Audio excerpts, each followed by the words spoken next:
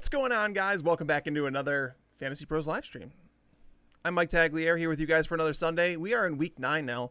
It's kind of crazy when you kind of take a step back and you say, we're in the second half of the fantasy football season, which is kind of crazy. It's been a wild year. It's been a hectic year. But thank you guys for showing up every single week as you have. You know, we've hit record-breaking numbers on our channel this year, and I just want to thank you guys for that. It means a lot that you guys show up on Sunday mornings to talk to me, because otherwise I'd be talking to myself, and I don't want to do that. But thank you guys so much. I see that a lot of you have already clicked the like button. If you can, do me a big favor, click the like button. Subscribe to the channel if you haven't already. We do this every single week. You guys are here with me. You're growing my beard with me. That's still here, despite the wife's efforts to get me to shave it. But as we do at the beginning of every single live stream on Sunday, I'm going to run through the injuries real quick for you guys, just to let you know, because there's some people that don't get to tune into all this stuff throughout the week, and you might be, left wondering what's going on. So the injuries that you need to know about this week: Chris Carson and Carlos Hyde are out of the lineup. That means DJ Dallas is likely to get the start. However, there are some question marks about him this week, and it doesn't mean he's an auto start. You have Travis Homer, who's now healthy. He practiced all week, and they also brought up Alex Collins. If you guys remember him back from his Baltimore Ravens day, was a very good grinder.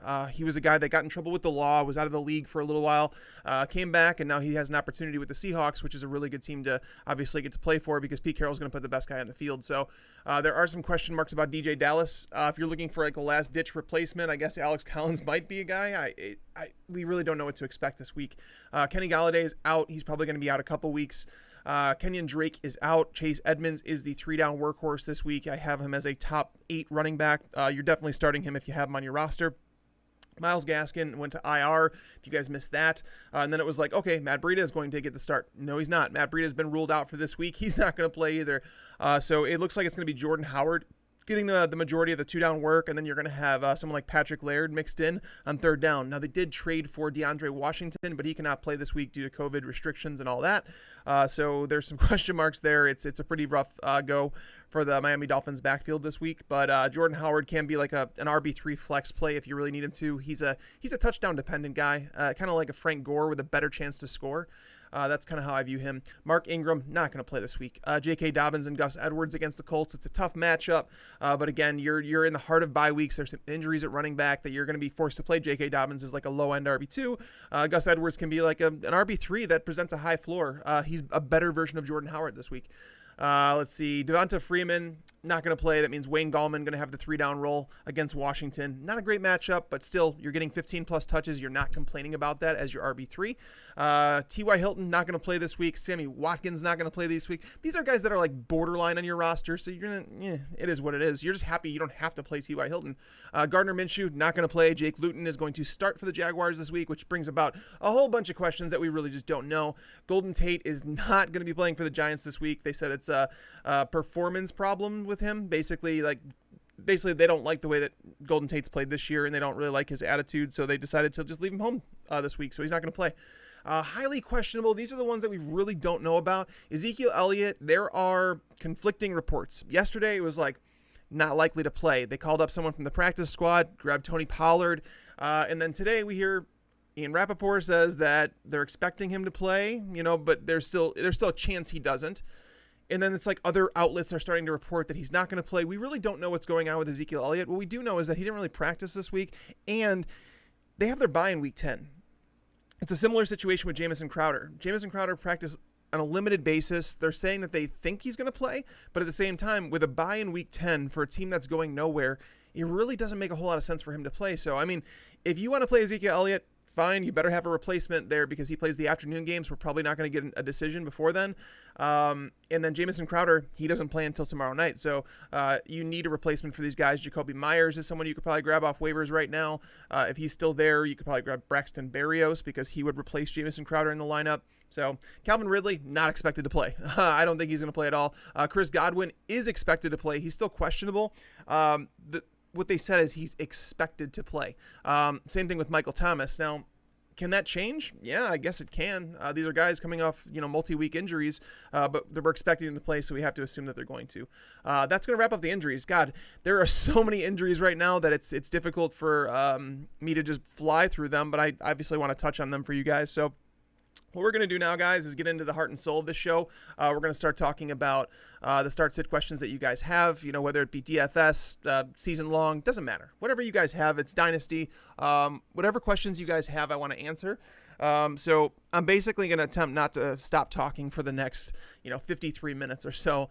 But again, even if I don't get to your question today, understand that the primer is up on FantasyPros.com. I write a paragraph on every player from every single game. I do that every week. It's like 30, I think this week was 32,000 words. So basically, if I don't get to your question, I hope you can go there. And if not, Yates will actually be on after me on our YouTube channel. So let's see. AJ, your first question, Logan Thomas or Jimmy Graham? I have Jimmy Graham a little bit higher. When you look at the Bears team this week, they're starting three, actually third. I think there's 2 third-string offensive linemen on the interior and then 1 second-string. So basically everybody on the interior of the offensive line is out of the lineup. So they only have their tackles, which means that David Montgomery is probably going to struggle to run the ball. And on top of that, against Tennessee, teams typically do go with a higher pass play percentage. So I'm expecting a lot of dropbacks for Nick Foles this week. Jimmy Graham has got a steady stream of targets, and the Titans haven't been necessarily good against tight ends. So I think Jimmy Graham is a solid play. Logan Thomas is someone who's moving up the ladder. Like we're slowly getting our faith restored back in him with Kyle Allen under center, but he still hasn't seen more than 4 targets in either of those starts, so it's a little bit more difficult. He's going to have to be a little bit more efficient. So I'm going to go with Jimmy Graham in that one. I don't mind Logan Thomas, but I would play Graham over him. Michael asks, Deontay Johnson or DJ Dallas in a half PPR? I mean, Michael, I'm going to go with Deontay Johnson here. There's a lot of question marks as we've talked about with DJ Dallas. We really don't know. Last week, he was really the only player they had to go to, right? I mean, Travis Homer was barely healthy. He was a game time decision. They made him active, and they really didn't give him much play. So Dallas got all the snaps, but Homer's healthy now. Alex Collins is on the roster. There's enough question marks here to say that I don't think DJ Dallas has a 15 touch floor like he did last week. So I'd probably go with Deontay Johnson. Just take the upside. Yallers asked DJ Chark or Corey Davis.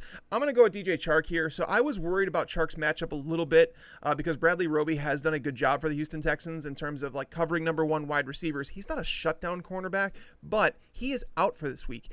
So that's a big upgrade for someone like DJ Chark. But Jake Luton, we didn't know a whole lot about him. It's really difficult to feel confident. But again, once you go back to Corey Davis and you say, hey, Corey Davis has been really good. He's scored at least 11.8 PPR points in every game, but now he's going up against the Bears team that's been phenomenal. I mean, if you look at what the Bears have allowed to wide receivers, it's quite silly just how, a good game for a receiver against the Bears is 5 catches for 80 yards. That would be considered a really good game.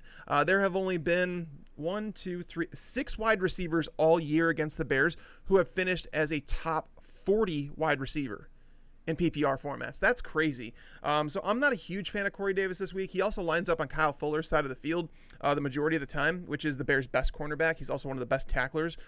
So Corey Davis is going to have his hands full this week. I'm not a huge fan of him. I would rather take there's some uncertainty around Chark. I'm not going to say he's guaranteed producer, but the matchup is so much better for him. I'll go with Chark. Let's see. Chris asked need to Juju, Robbie, AJ.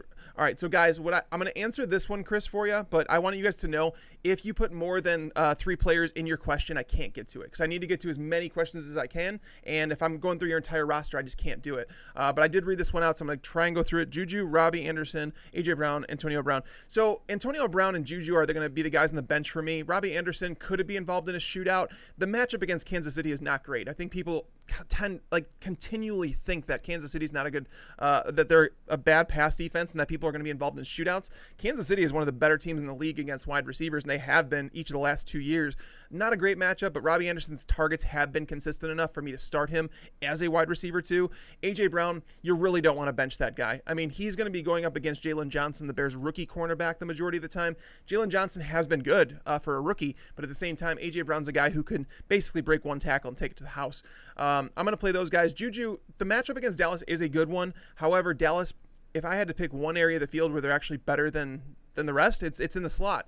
They've held slot receivers somewhat in check. So Juju hasn't been like a guy that I feel the need to play every single week now, especially when you have other guys like this. Antonio Brown, upside's massive, right? But at the same time, we don't know how many snaps he's going to play. Chris Godwin's going to play. Mike Evans is going to play. So there's only so many targets to go around. It's his first NFL game in a long time. I'm going to play it safe with him. It's nice to have him on your team, but I'm going to go with Robbie and AJ Brown there. All right, Kenneth asks, hey, Tex, DJ Dallas, Marvin Jones, or Jerry Jeudy in the flex? This one's a bit tougher for me. I like Deontay Johnson more than most, obviously. I talked about him in that DJ Dallas question before. Marvin Jones, I don't want to pretend that he's a lock for production. I know he's looked better over the last couple weeks, but we can go back to the beginning of the year when Kenny Galladay missed the first couple games and Marvin Jones didn't do anything. I mean, this matchup against the Vikings is about as good as it can get, right? Because they are down. They actually have 5 of their top 7 cornerbacks who are injured. I don't know if all of them were ruled out for this game. They might have like 3 on the active roster. They may have had to bring more on, but it's been pretty ugly for them. It is a good matchup. Matthew Stafford was cleared this morning. Obviously helps Marvin Jones better than Chase Daniel.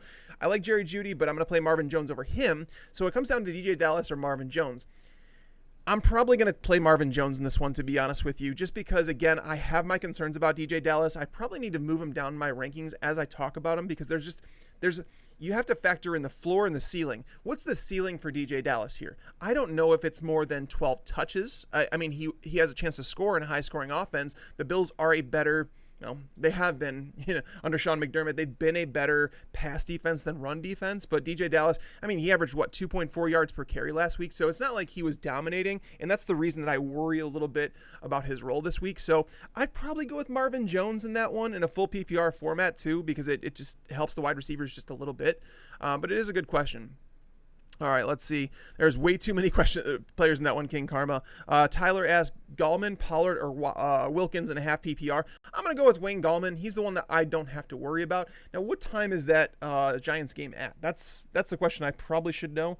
That game is at noon, so you're going to have to make that decision, because I would say wait to find out about Tony Pollard. But yeah, I'm going to go ahead and say I'm going to play Wayne Gallman because, he's a guy that's guaranteed 15 touches. The matchup against Washington, it's not great, guys. It's really not. But at the same time, if you're getting a running back that gets 15 touches in a game that should be a neutral game script throughout, Wayne Gallman's been good enough. Pollard, we don't know if Zeke's going to be out. It's a brutal matchup against Pittsburgh, so if they're both active, it's really problematic. Even if Zeke were to sit, Pollard, I'd probably rank him right around RB 24, 25. I don't even know if I'd play him over Gallman, to be honest with you. I might, just because he offers a little bit more one-play upside, because Pollard is the guy that could break that play.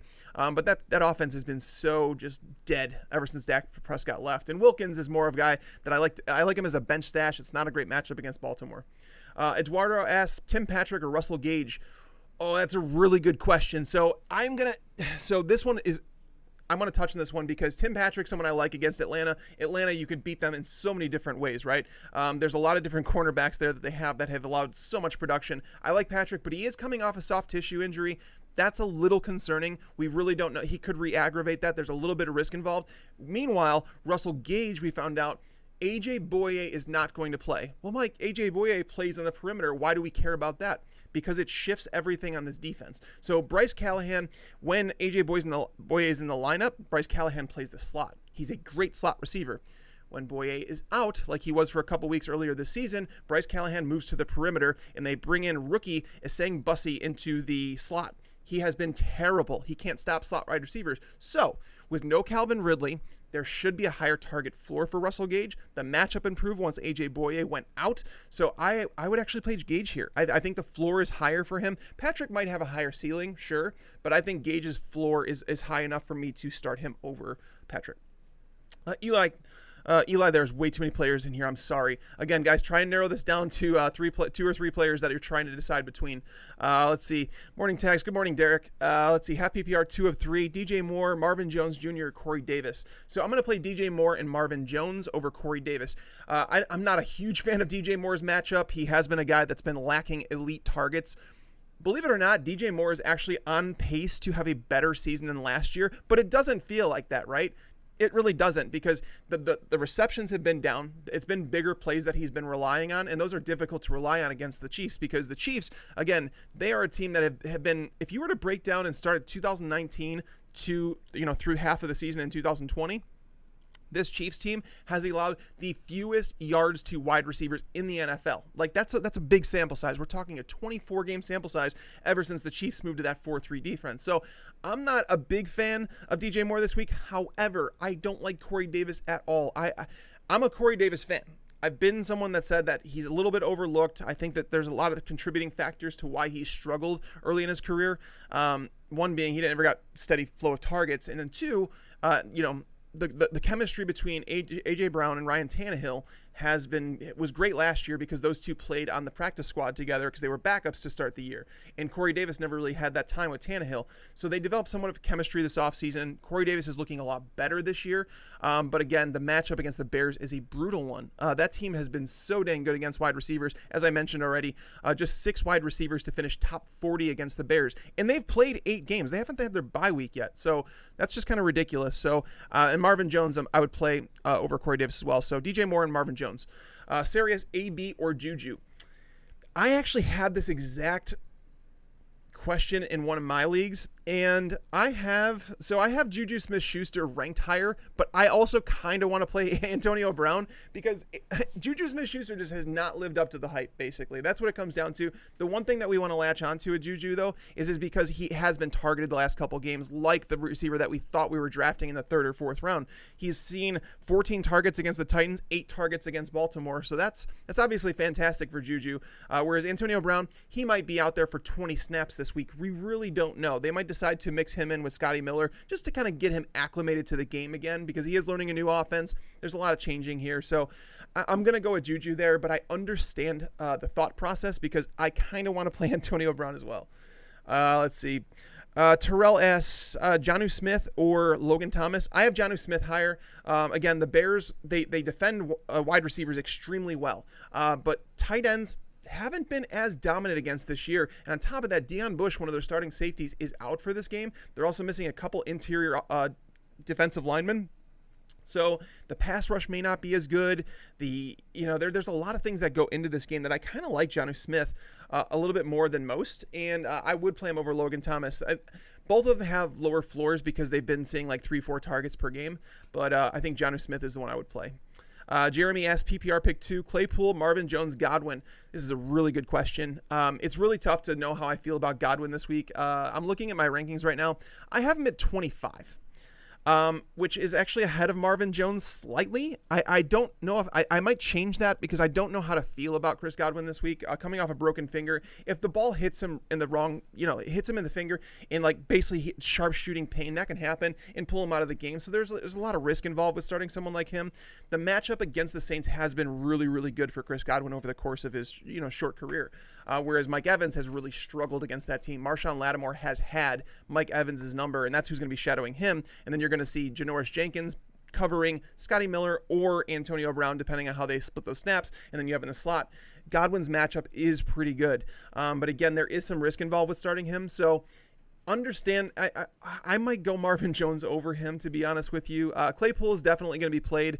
The Cowboys have struggled on the perimeter against wide receivers. I don't know if Chidobe Awuzie is coming back this week, but even if he is, he wasn't great before he got hurt and left the lineup. So Claypool and Marvin Jones is probably who I'd play, but Godwin is really close in that conversation to Marvin Jones because both do come with a little bit of risk, but at least we know Marvin Jones is healthy. So it's a good question, Jeremy. Let's keep going here after I take a sip. And guys, thank you so much for showing here. Thank you guys. 5,000 people. Guys, click the likes. There's 5,000 people in here, 300 likes. I know we could do better than that. I know my bosses would love it if you guys did that. So thank you guys so much. And if you haven't already, click the subscribe button because again, we do this every week. We're going to create videos. We're going to do a lot more this offseason. Thank you guys again for being here. Will F asks, Jonathan Taylor, Damian Harris, or Leonard Fournette? Leonard Fournette is someone I'm not high on this week, and I really don't understand the love. I have Leonard Fournette, I think, 26th among running backs, and I do have him over Ronald Jones. So it's not that I'm saying Ronald Jones is going to have this job again. I think it's a timeshare between those two. But you look at the matchup against New Orleans, and I don't know why people are attacking it like it, because I think Leonard Fournette is like a top 20, top 19 running back in consensus right now. There have been 2 running backs all year who have finished better than RB21 against the Saints. No running back has topped 89 yards on the ground. Like, legitimately, David Montgomery's 89 yards on the ground against them last week was the highest since they've allowed, if you have to go back to 2017. It's kind of ridiculous how good they've been against the run. And then through the air, no running back has topped 30 yards through the air. Where does this production come from Leonard Fournette? There have been 3 rushing touchdowns against New Orleans all year. Again, I don't know where it comes from. Especially involved in a timeshare. Damian Harris, The Jets are better than most people think against the run. However, there are going to be a lot of touches to go around for that backfield. New England just wants to win a football game, right? Like Bill Belichick is not giving up on the season. They should beat the Jets pretty handily. And I expect Harris to get 15 plus carries and probably should score. Whereas Jonathan Taylor, now there's a three-way timeshare here. We don't know exactly what they're doing with Jordan Wilkins.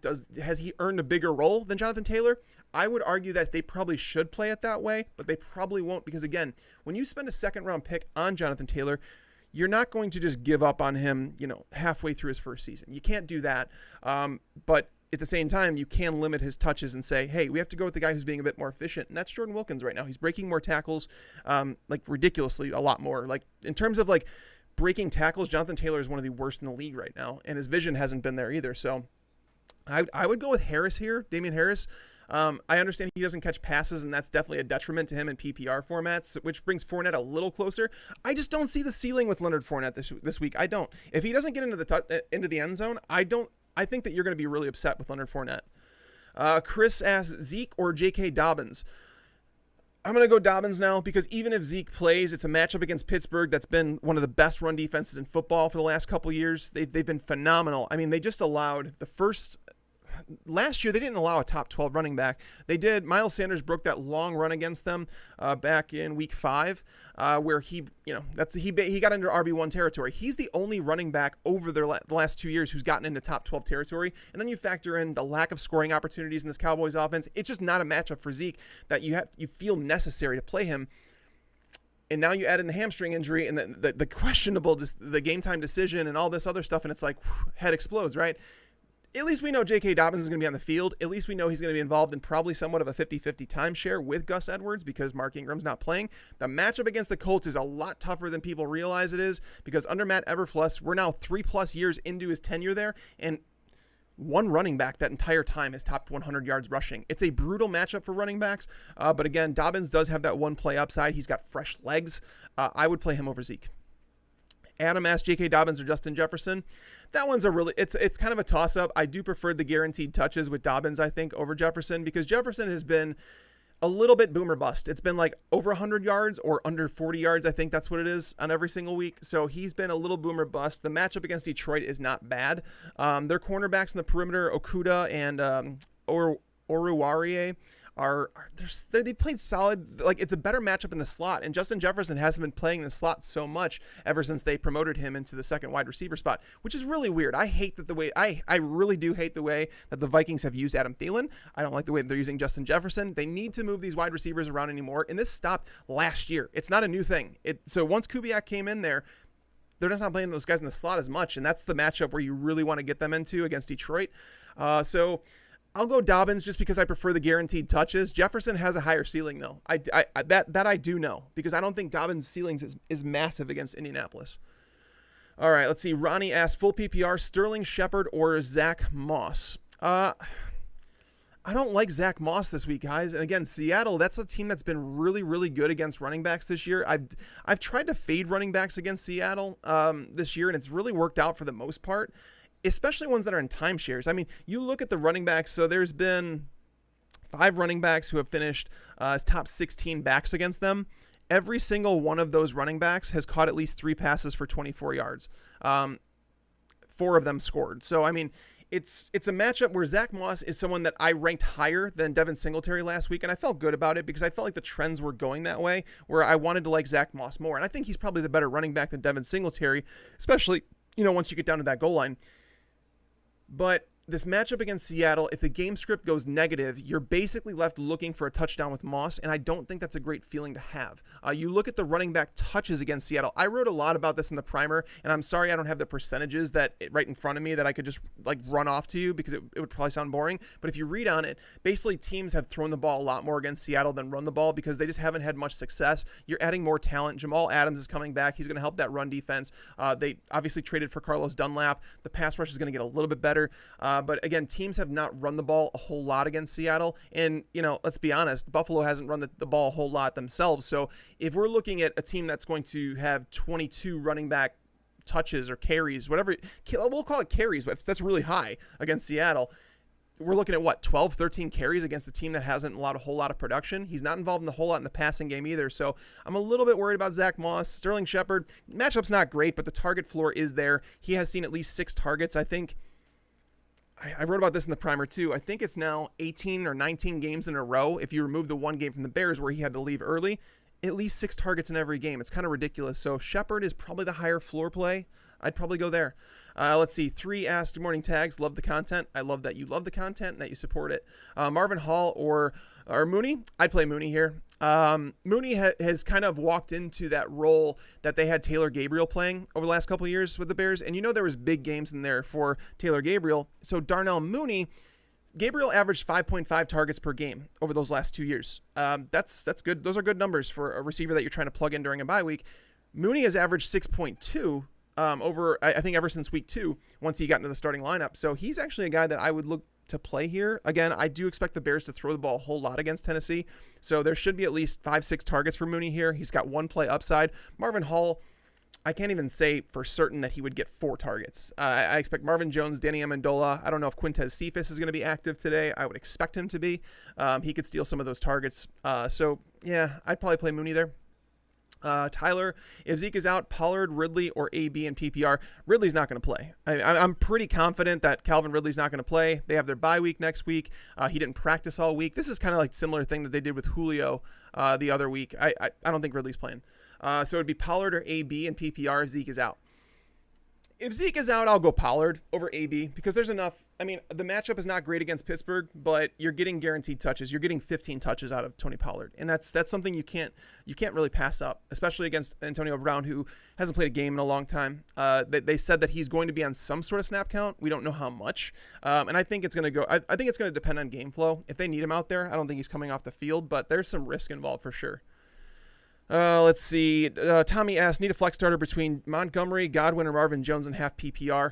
All right, so this is one I've really struggled with when going through the rankings because I've been going back and forth on David Montgomery.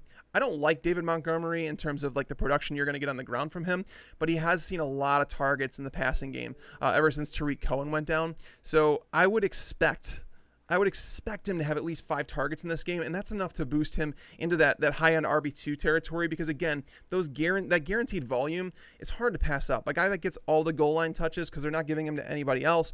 Godwin comes with risk. Marvin Jones, he's fine for sure, but again, it's difficult to pass up a running back that has a 15-touch floor for someone like Marvin Jones. Like, and they're literally, unless David Montgomery were to get hurt, there's no way that he ends this game with fewer than 15 touches. So that's something that's really hard to pass up. So I would go with Montgomery, even though, again, I don't expect much on the ground. Ethan asks, hey tags, Matt Ryan or Big Ben? I'm going to go with Ben. So this one is really tough because there's different avenues here. It's how I felt with Tom Brady a couple weeks ago when he played the Raiders.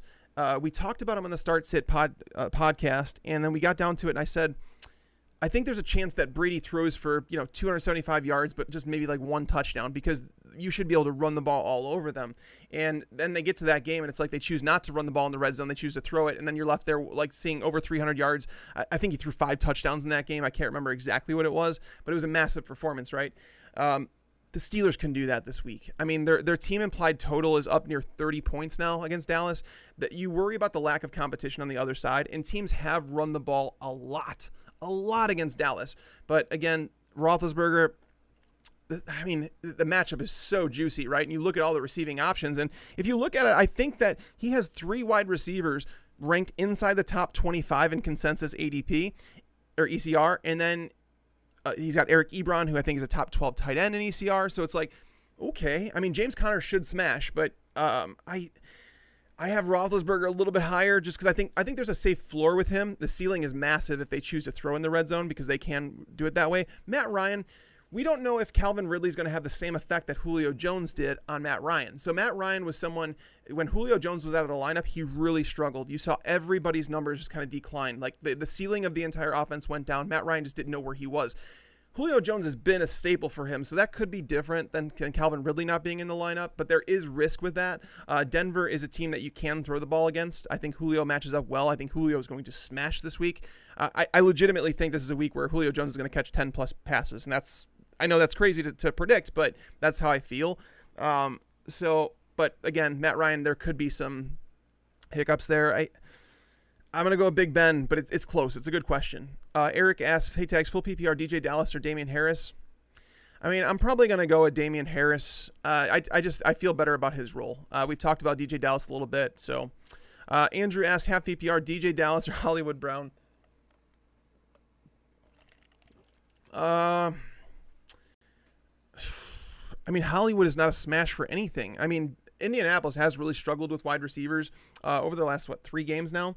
If you look at the Colts against wide receivers, they have now allowed, over the last 3 games, they've allowed a wide receiver 26, wide receiver 8, wide receiver 29, 32, 35. So, I mean, there have been some performances. Oh, no, that's not even recent. There's better. Yeah, they've allowed, holy cow, I didn't realize that. They've allowed 8 top 36 wide receivers over the last 3 games. That's obviously a good sign for Hollywood, but again, this team doesn't throw the ball a whole lot. Lamar Jackson hasn't looked really good as a passer. But when he hits, though, because that's the thing, when the time that you sit, Hollywood Brown is the time that he's going to kind of go off and he's going to catch, let's call it 5 passes for 150 yards and a touchdown. You're going to be like, oh, I don't want to do that. So if you want a floor, it's DJ Dallas, but it's not even a very high floor. We've talked about him. So if you want a ceiling, I guess Hollywood would be the play. That's a tough one. Let's keep going. All right, Raw 10 Gaming. Let's see. Hey, needing RB2 spot filled out. Which one has the best floor? Jordan Wilkins, Gus Edwards, or Le'Veon Bell? It would be Gus Edwards with Mark Ingram out. With Mark Ingram out, Gus Edwards is going to get 12-plus carries because that game is going to have a neutral game script, I would think, throughout. I don't think there's any chance that Indianapolis runs away with that game from the Ravens, which would game script Gus Edwards out of it. I don't think that happens. He would be the one I would choose. Le'Veon Bell should have a decent floor against Carolina this week because that's the team. Like, if you look at the production they've allowed, running backs are getting such a high percentage of it between running backs, wide receivers, and tight ends. Like, it's sky high. I'm actually going to tell you guys the exact percentage on that if I could pull up my Excel sheet here. So the production that the Panthers have allowed to running backs, wide receivers, and tight ends, 41.7% of that has gone to running backs. The only team that has allowed more is the Green Bay Packers. There's no other team over 39%. So outside the Packers, so it's just a really good matchup for Le'Veon. But again, he's basically playing a third of the game, 2/3 Clyde Edwards-Helaire. So they're doing Clyde Edwards-Helaire for 2 series, Le'Veon Bell for a series. It seems like they're alternating like that. Let's see. Mr. Gutter, half PPR, rank these 3, pick 2. All right, there's too many players, I think. No, it's 3. I'm sorry. Rank these 3 players. Marquise Brown would definitely be 1, and then Mecole Hardman or Laviska Shenault. I'd probably go with Hardman and the upside you get with him, with Sammy Watkins out of the lineup. You can't guarantee that Mecole Hardman's going to have 3 targets, let alone 5, 6, 9 like he got last week. You can't because he's been so up and down and has nothing to do with Sammy Watkins. It just basically Andy Reid is choosing his spots to play Mecole Hardman, and against the Jets, he felt it was necessary to get him in there. Do they do that against Carolina? I don't know. But Laviska with the Jake Luton under center, I just don't feel confident with him. So I'll say Marquise Brown and take the upside with Hardman. Weston asks, Jonathan Taylor, Gus Edwards, or Amari Cooper, pick 2, half PPR.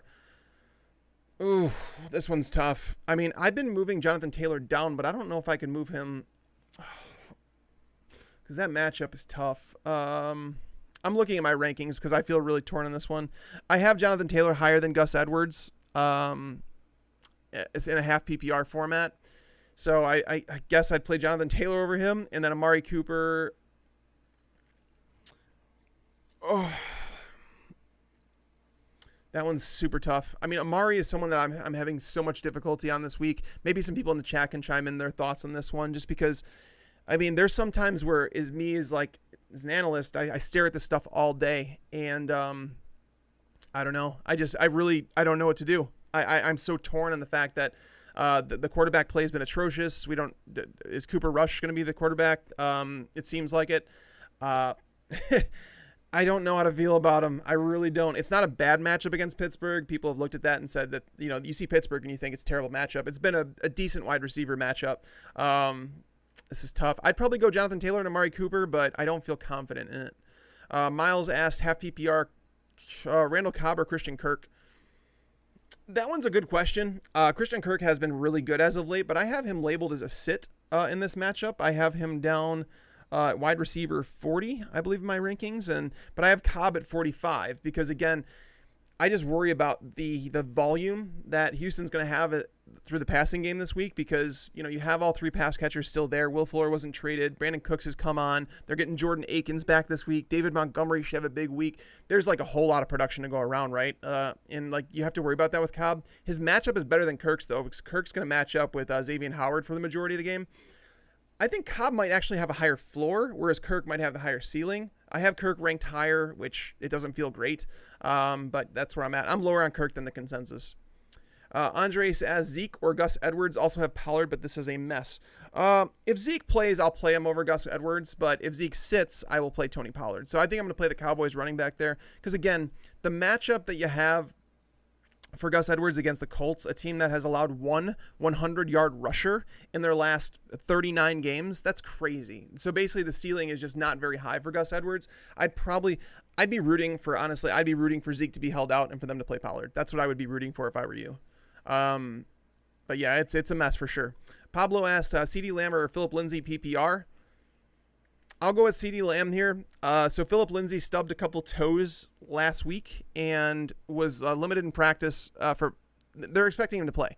However, the matchup against Atlanta, they have been the sixth best team in football, I think it is, in terms of the production they've allowed on the ground to running backs. They've actually been a bad matchup for running backs on the ground. They've allowed a lot of production through the air, and Phillip Lindsay is not involved in the passing game at all. So that's my concern with him. So I would play CeeDee Lamb and just hope for the best.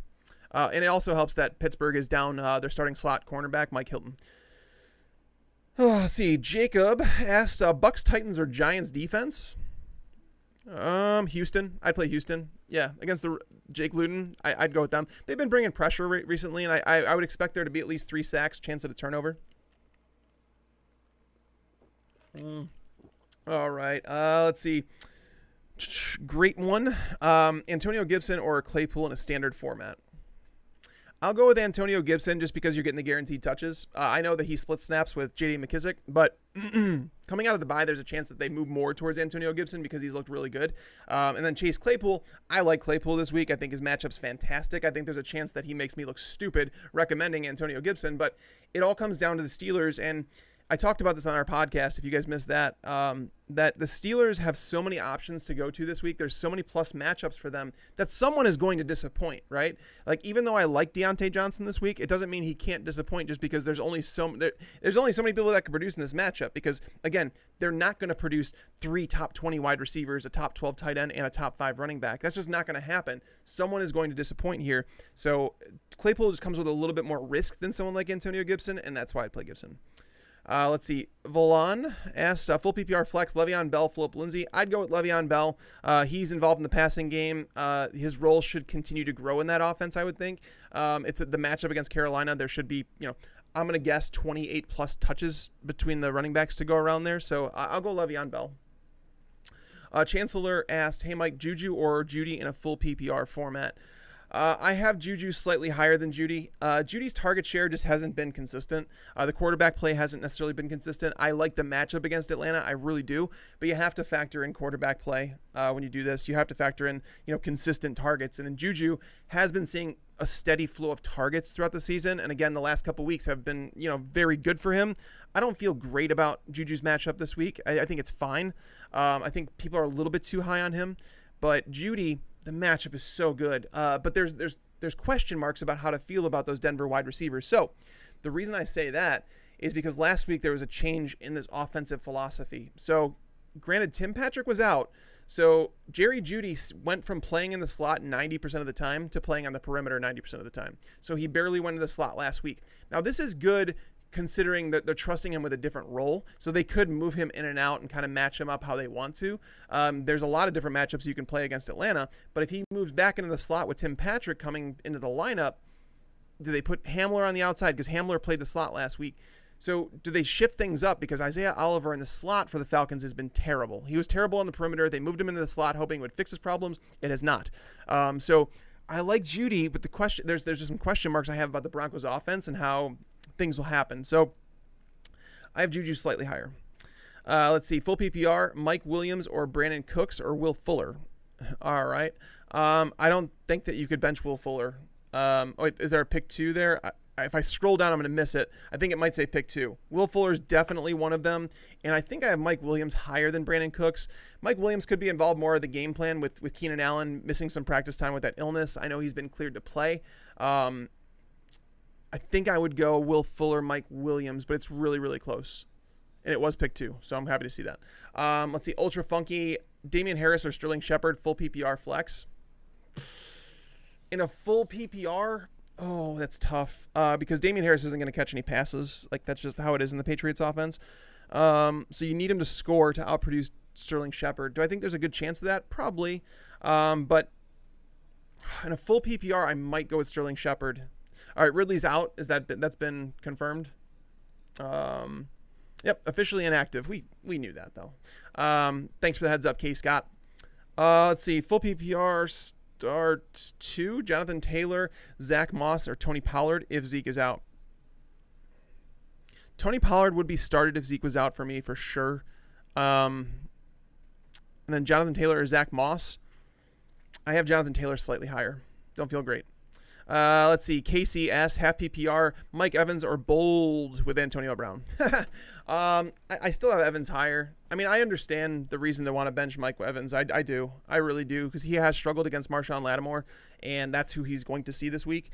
Lattimore gets inside his head. He really does, and he struggled with that. But Antonio Brown, we don't know the snaps he's going to play. We don't know the role. Is it possible that Antonio Brown gets 3 targets in this game? Yeah, it really is. I mean, I like Antonio Brown as an upside play that you can kind of toss in there as a wide receiver 3, but I don't think I'm there yet where I'd play him over Evans. All right, let's see. Scroll down here. Get some more questions. Again, I'm not skipping anybody. I just randomly grab them because the YouTube chat just flies through and I have to stop it on a screen. So I'm sorry. I don't want you guys to think that I skip over your questions intentionally or anything like that. Let's see. Jerome asked PPR Pollard or Howard. I mean, if Zeke is out, I'd go Pollard. Is Howard playing? What time is his game? I don't really pay attention to the time of games all the time. Let's see. Miami is playing at 3 o'clock. All right, so that's good to know. If Zeke is out, I would play Tony Pollard. If Zeke plays, I would go with Jordan Howard. That's my advice. Sebastian asked, full PPR, Justin Jackson or Clyde Edwards-Helaire? I actually like them both this week, but I'm going to go with Clyde Edwards-Helaire. Yeah. Against Carolina, there's a lot of production to be had there. Cheyenne asked, pick 1, full PPR, Zeke Moss, Mike Davis. Mike Davis...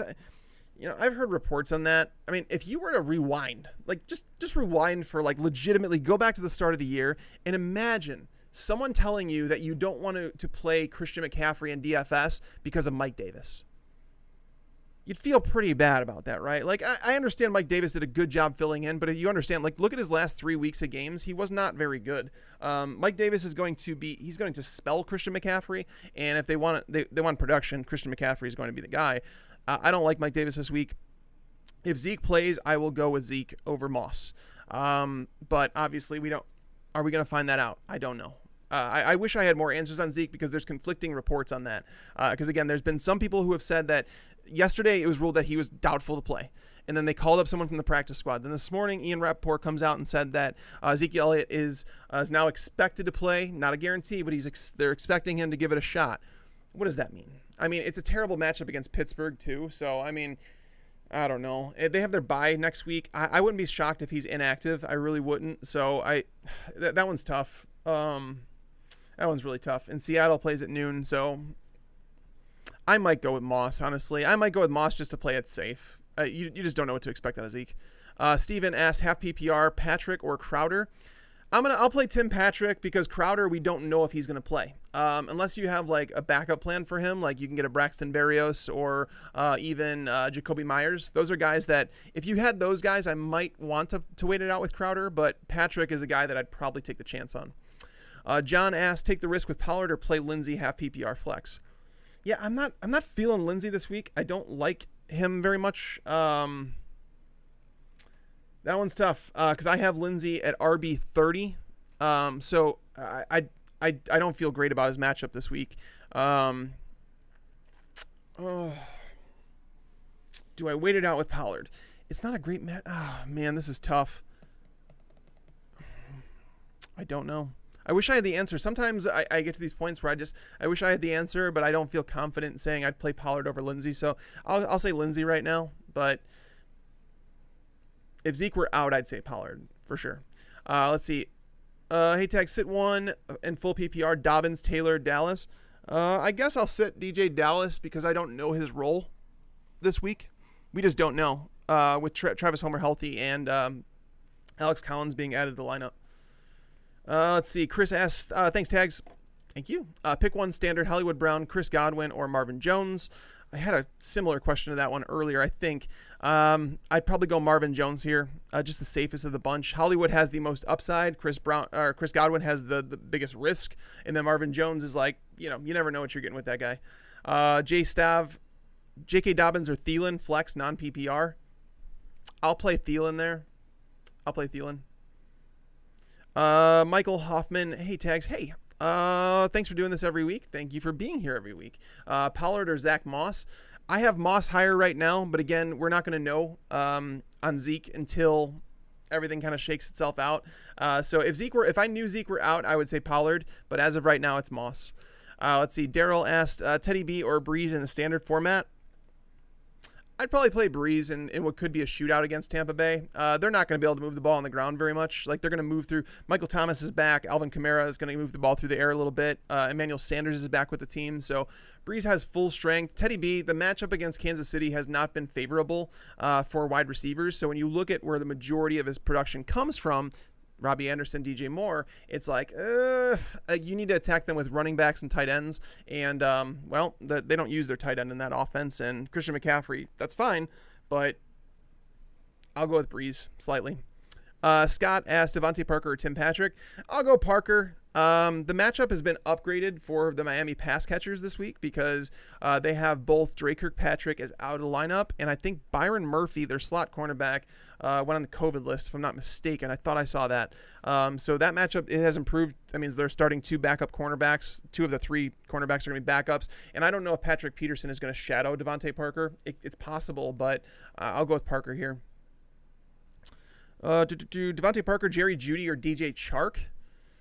It's a good question. I have DJ Chark the highest of them. Jerry Jeudy's number 2. Parker's number 3. That's the way that I would rank those guys. Chark does come with some risk, obviously, with Luton under center. But again, the matchup he has was upgraded because Bradley Roby is out for this game. He was the cornerback who was supposed to shadow DJ Chark.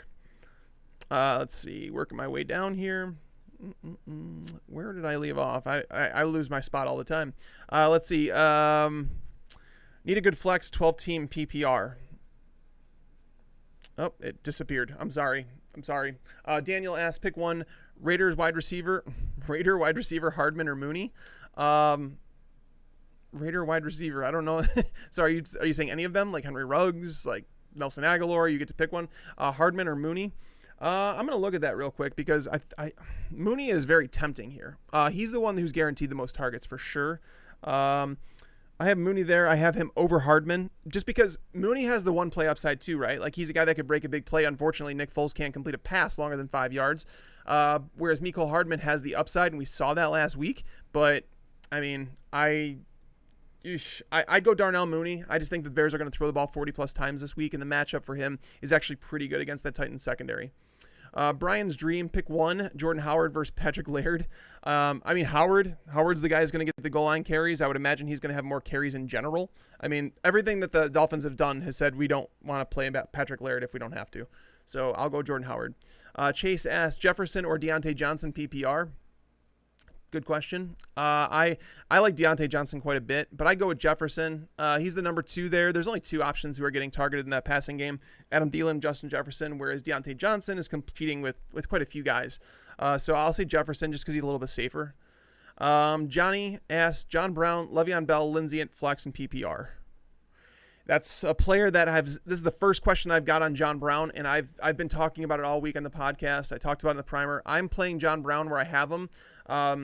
I have him ranked as my number 22 wide receiver right now. It feels weird to say that because, I mean, I haven't been particularly high on Brown this year, but this matchup with Seattle is just too damn good to pass up. Shaquille Griffin is not going to play in this game. Quentin Dunbar hasn't been good. The Seattle team, like, The Seattle Seahawks, I talked about this. So they have allowed 17 different wide receivers to score at least 11.5 PPR points. That's incredible. I might be too high on him at 23, and I might shift that around a little bit, but he's gonna remain in the 20s. Like, I like John Brown quite a bit. Le'Veon Bell, the matchup against Carolina is really good, but again, does he get more than 8 to 10 touches? We don't really know. There's some question marks. Lindsey, I don't like very much. So I'd probably go with John Brown here. I know that sounds kind of crazy, but I'd probably play John Brown. Pablo asked, hey, tags Marquise Brown or Mike Williams. Those guys are right next to each other in my rankings. Like, right next to each other. I have Marquise Brown at 27, Mike Williams at 28. Can go either way there, honestly. Take a sip. All right. All right, Paul asks, pick one, Ryan Tannehill or Derek Carr. I think we just found out that Derek Carr is going to be missing his left tackle. I would go Tannehill. The floor has been too good for Tannehill. Like, it's weird because Tannehill, a guy that he's scored at least 17.3 fantasy points, and I think 15 of 17 starts with the Titans. That's just ridiculous. That's consistency you can't find, and he does have some mobility to his game, whereas Derek Carr really doesn't. I'd probably go Tannehill here. I just think it's a safer floor. I don't love either of those quarterbacks, but I'll go Tannehill. Let's see. Pick one PPR, Corey Davis, DJ Dallas, or Marvin Jones. I would play Marvin Jones in a PPR format of those three. K. Will asked, Zach Moss, Bell, or John Brown in the flex. I have John Brown. There. Playing him. Randall Cobb, Danny Amendola, or Russell Gage. Ooh, that's a tough question. I'm going to go with Russell Gage. I talked about that matchup earlier in the show about Denver and how A.J. Boye's out, and that shifts their secondary around quite a bit. So Gage has a really, really good matchup. Let's see. Hunter Henry or Hayden Hurst? I'm going to go with Hunter Henry. Hunter Henry hasn't been very good with Justin Herbert under center, which is really weird because he has gotten the targets. It's odd, but eventually we have to think that catches up. Emilio asked, full PPR pick 2, A.J. Brown, Will Fuller, Deontay Johnson. Ooh, I think you have to go with Will Fuller and A.J. Brown. The guys are just, they're performing like every week, so you just really can't bench those guys. Deontay Johnson, I like Deontay Johnson this week, but I wouldn't be able to bring myself to start him over those guys. Attila, half PPR, John Brown, Mike Williams, or Judy. I have John Brown highest. Crazy. Indy's backfield. Wilkins versus Taylor. I have Taylor slightly higher. I have Taylor. I just don't think they're going to move on from him just yet. Jose, Claypool, or Deontay. I have Deontay Johnson slightly higher. Now, again, my rankings are different than the consensus. So the consensus ranking is that that Claypool is a better play than Deontay Johnson, and I think that the expert consensus even has Juju over Deontay, which doesn't make all that much sense to me, but it is what it is. But I have Deontay Johnson as the better play. That's just me. Giovanni asked, Locke or Tannehill?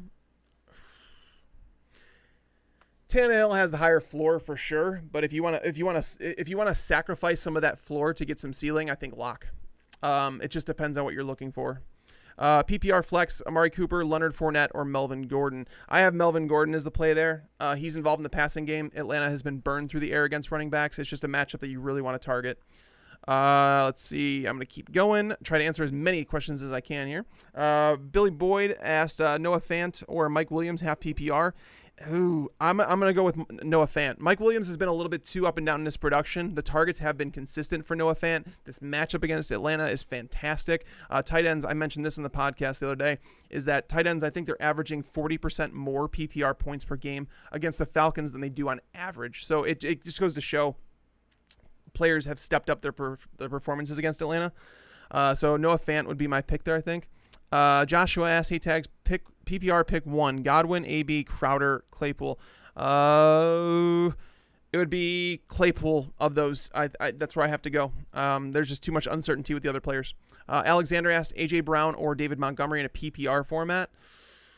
Ooh, I think I'm going to go David Montgomery. It's just the guaranteed touches are too hard to pass up. AJ Brown's upside is a bit limited against the Bears. I'm not sitting him in most leagues, but if you have this question between A.J. Brown and David Montgomery, I'd probably lean Montgomery.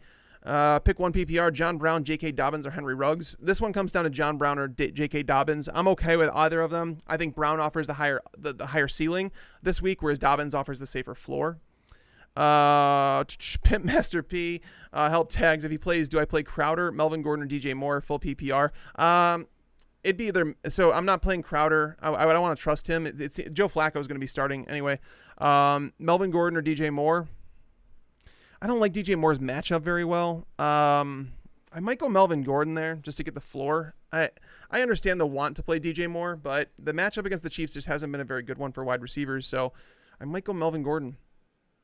Let's see. NFL Chad, Herbert or Lamar. I want to look at my rankings for that one. That one's a tough one. Lamar's matchup against Indianapolis is not great. I think I have Herbert higher. I do. I have Herbert at 6. I have Lamar Jackson at 9. So I'll go Justin Herbert. Ride him. Darnell Mooney or Zach Moss, full PPR. That's one where I'll take the guaranteed touches with Moss. I don't feel great about Moss this week, but I'll take the guaranteed touches. Mooney is a guy that he can produce. If he had a good quarterback, I think that Mooney would be a lot more popular, but Nick Foles has really struggled to get the ball down the field, so I don't really want to go there. Colin Owens, pick 2, standard McLaurin, A.J. Brown, or Montgomery. So David Montgomery would be 1. I think Terry McLaurin's the second one. Yeah, that's where I'd have to go. Let's see. Starting both Juju Smith-Schuster and Deontay Johnson, full PPR. Are you starting both? I mean, you can. It just depends on your other options. I have no issue with it against the Cowboys. Noah Fant or Devontae Parker, half PPR. I'd play Noah Fant. Let's see. Damian Harris or Zach Moss, PPR. I'll go with Damian Harris. I know he doesn't catch passes, but Moss isn't heavily involved in the passing game either, and I think I can guarantee more touches for Damian Harris. Ethan asked standard, Hawkinson, Tim Patrick, or Sterling Shepard. Let's go with Hawkinson.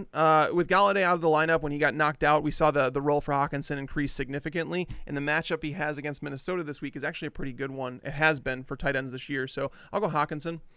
Sid asked pick 3. All right, so that's too many players. I got to keep going. Hayden Hurst or Mark Andrews. I'm going to go with Mark Andrews' upside. Hurst has been fine, but no, Mark Andrews is more of a wide receiver than a tight end, I think. Sean asked Tim Patrick or Jacoby Myers or Mooney. I believe I have Tim Patrick as the highest here. Jacoby Myers is interesting. I think Jacoby Myers probably offers the safest floor, but Tim Patrick, I think that I'd sacrifice a little bit of that floor to get the upside against Atlanta. Ryan asked Mike Williams, Claypool, or Marvin Jones. I've got to start 2. So Claypool and Marvin Jones, I think. Mike Williams has been, it's like boom or bust, right? Like it's like he's get a lot of targets or he doesn't get really any at all. And knowing that Keenan Allen's going to play, there's some question marks. The matchup is really good against the Raiders. I think that Mike Williams can have a big game. It's just there's some question marks, whereas the other guys, Claypool, quarterback play has been, I mean, the matchup is just so good. You don't want to pass it up against Dallas. And then Marvin Jones, again, against backup cornerbacks against Minnesota. So, guys, Yates is about to go live on our channel. They're going to put that in the chat. If you guys want the link to go check out Yates, he's going to go live for the next hour, all the way up until kickoff for you guys. But seriously, thank you guys so much for showing up. We've been rocking it this year. I appreciate you guys, everyone that shows up, and I'm sorry if I didn't get to your questions. Again, Yates is going to go live. The primer is up on FantasyPros.com. Go check that out. And but yeah, best of luck in your Week 9 matchups. And until next time, lights out.